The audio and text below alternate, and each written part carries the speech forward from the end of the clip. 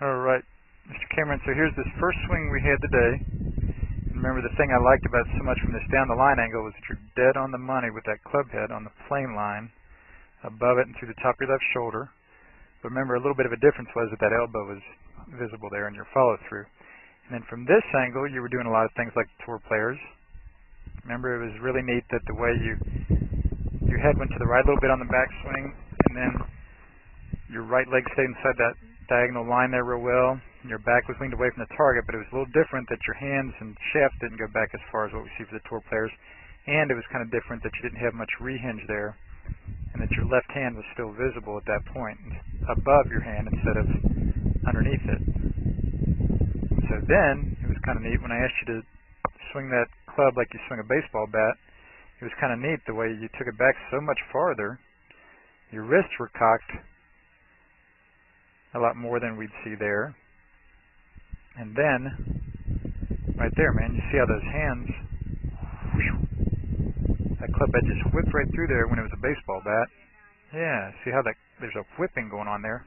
That's one of the reasons it felt so smooth for you today. And it looked so smooth to me and your dad as you kept going through the lesson today. Whereas here it's kind of more stiff-wristed through the ball. Okay, so that was real easy for you to do that baseball swing. There you go. And so that looks a lot better. Remember, that's the new blue compared to the old gold. There's the top of each backswing. So that looks a lot more like the natural baseball swing on our left there on the new blue. And that got your wrists rehinging a little better through impact as well. You could see more of your hand underneath there on the new blue. And then, you know, you had trouble hitting them there with that baseball swing. I'm saying mainly because the grip was on there in kind of a funny fashion. Your left hand was turned too far to your left.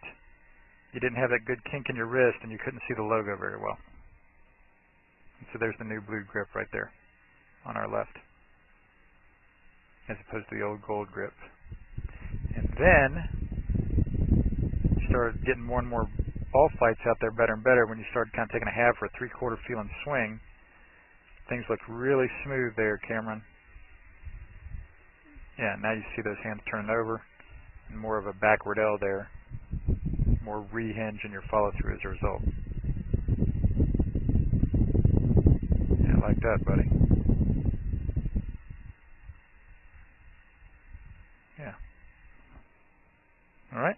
And then you would just maybe take it back a little bit farther or add a little speed to it to make it a full swing. All right? But the main thing is really, I mean, like we're saying, that started to feel a little more natural to you. You know, like the baseball swing. So, but with the baseball swing, taking it back farther and letting your wrists work better, you do have to have that better grip on there. Okay? So that's a pretty big mouthful for the first time giving you a lesson since you were like 3 or 4 years old. Okay? It's been a lot of years, I think. Wasn't he about that old when I saw him last? 5, 6? Yeah, okay. So I didn't miss by much, bud. So, like I said, that's... Yeah. Yeah, man. But I gave you such a good mouthful there because you had good questions, and you seem to be understanding the things I was telling you. And like I said, you had really good questions. So I thought, you know, and your dad's been wanting you to do this for the last few weeks, all right? And I thought, man, I'll give you a good mouthful. And you told me you've been playing and practicing a lot, and the scores sounded pretty decent. So because of all those things, I thought, you know, I'll go ahead and give Cameron a pretty good mouthful here. And you have a few weeks before the middle school starts, right? So probably around 1st September or something, or 20th of August? Yeah, so you still have 5 weeks before your middle school stuff, so you can get used to this in 5 or 6 weeks.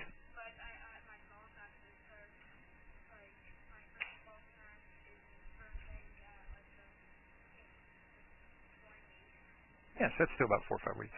Yeah, man, so you can get used to it. Right. Yeah, he told me that. Right. Yeah, I played that a lot when I was a little older than you, or about your age, actually. All right, buddy. This is Joel Suggs. I sure enjoyed meeting you down at the Cincinnati Golf Show this weekend and showing you your swing on the 2D equipment that I have. And so I want to take about 2 to 3 minutes to just show you around Meadowlinks. This is the studio I use in the winter for all my students. You see there's the down-the-line camera angle for our 2D equipment, and then we have the face-on camera angle also, and then what we also have here is 3D equipment to where I can show you your swing from 6 different camera angles with this 3D equipment, and we can get your swing from down to the 1/120th of a second in terms of exactly what your hips, shoulders, and hands are doing in the swing. And then also, I have the most realistic hitting curve I've ever seen from puttersedge.com. So when you hit your full shots, it feels as realistic as possible. And then I have 3 different green speeds for you to practice your putting. 9.5 on the step meter, 10.5 on the step meter, and 12.5 on the step meter. That's benefited my students tremendously. And then also I have a lot of learning aids like this Smart Stick.